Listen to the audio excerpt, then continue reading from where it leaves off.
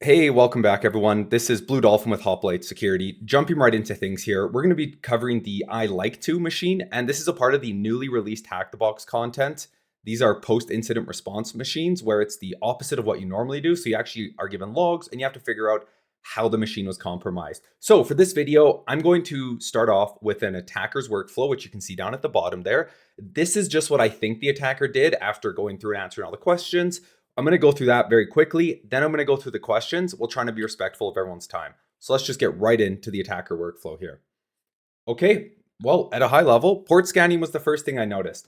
I also noticed in the user agent that the Nmap scripting engine was used. From here, I had to research the actual CVE, which is the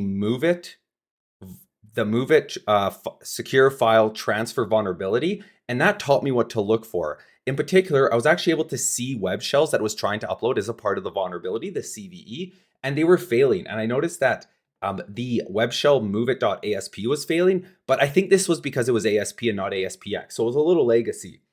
Moving on, I eventually, of course, know what CV is being exploited here, but some of the IOCs I noticed were the human.aspx web shell post requests. So there's a post request when you try and compromise a system that uploads the web shell. Then you send get requests in an attempt to try and call the shell to execute it on the machine. And then you're usually, again, sending requests and passing commands through the URL. Secondly, I noticed that Ruby was being used by this attacker in the user agent. That's, of course, indicative of Metasploit. I did notice another IOC was the move it event log. So again, that's a part of the CVE if you research that. And then I noticed what I think is request header smuggling, which you can kind of see down here. So it was just like a second call was added to the original post request. All right, then I noticed there was some SQL injection. I found the IOC, which was an unauthenticated call to guest access.aspx. And again, these are IOCs in the public domain. I then noticed that the remote access was over an RDP connection, and it used the Move It service account. And then ultimately there was a password change, which I think was kind of like the equivalent of going for root or whatever. So anyways, let's just jump right into things here.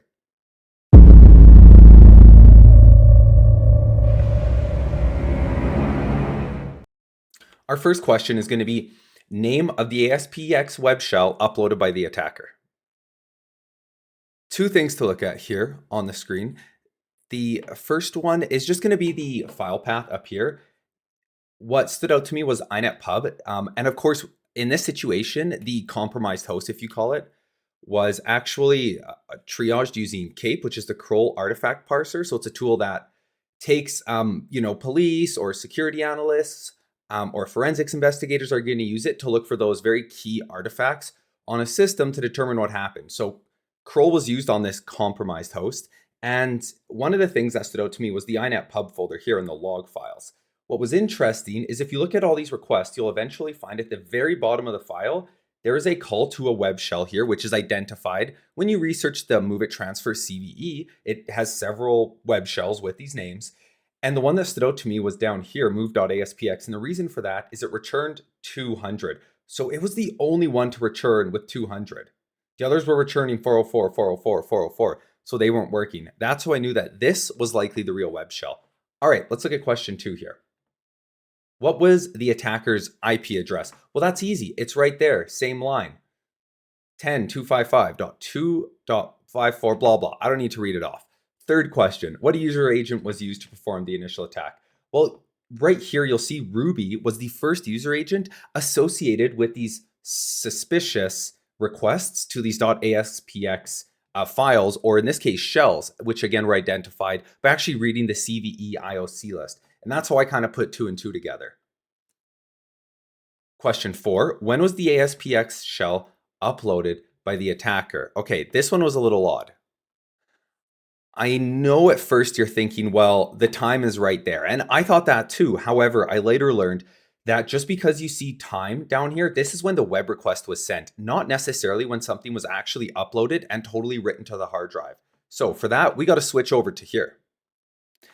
In this folder directory, this is the triage upload NTFS. So this is what's been parsed out by the Kape triage tool, the Kroll artifact tool. And that's what this MFT file. So this is the master file system file or master file table. However, it's not human readable. So I had to use another tool by Eric Zimmerman, who also contributed largely to the Kape tool, or I think he contributed to it. I don't understand, but I had to use Eric Zimmerman's tool MFT command to format this into human readable. So let's go ahead and open it up. So here we are in the master file table, and we know what to look for. The web shell, it's move.aspx. I've located it here. We're going to scroll over and we're going to see the time. This will be the correct time. Right there, here we have the time. So again, use the MFT parser tool by Eric Zimmerman, parse that MFT file, find the web shell. All right, let's get on to the next question here.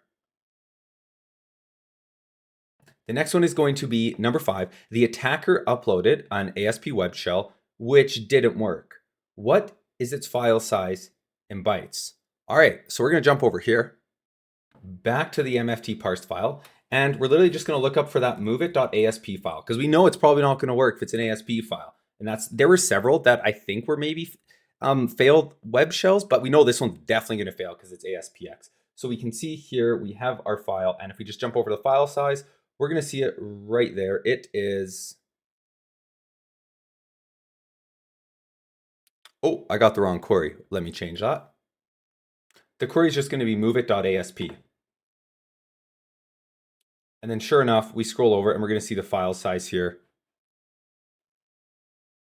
All right, apologies. I just had the wrong find command. I was using the wrong box, but if we do look for it again, moveit.asp, we can see it's here. It says top row. We'll highlight it, swing over, and then we should see the file size. Nope. All right, my apologies. Here it is, moveit.asp, file size 1362 in bytes. There's our answer. Let's jump over to task 6 here.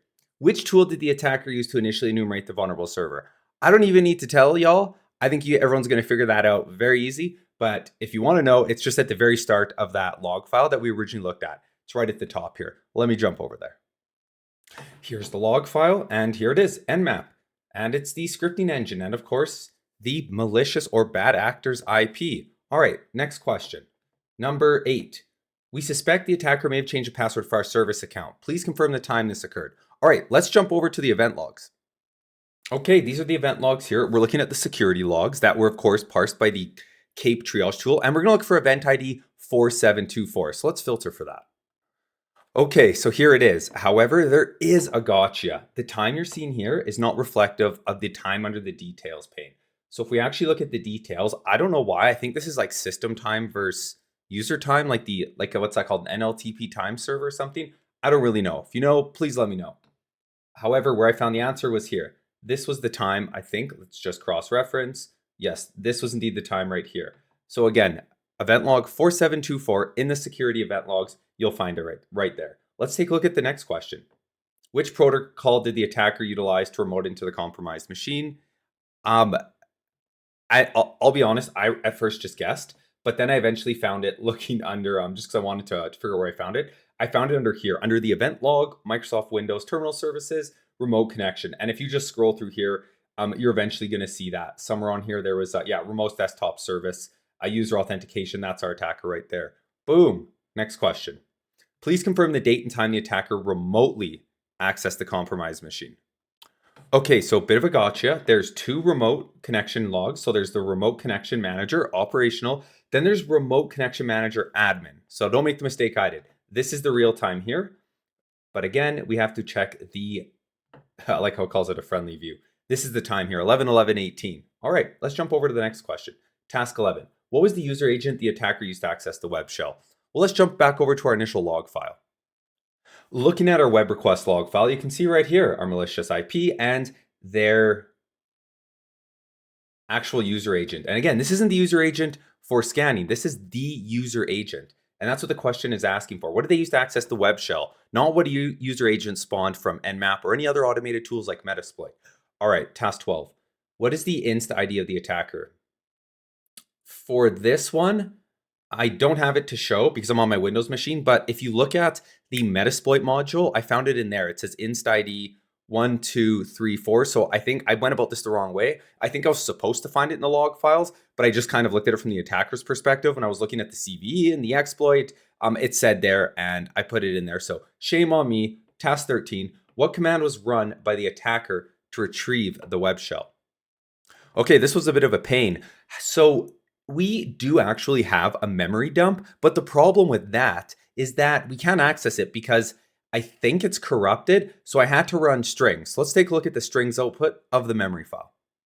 All right, I'm just opening the strings file and praying it doesn't crash my computer.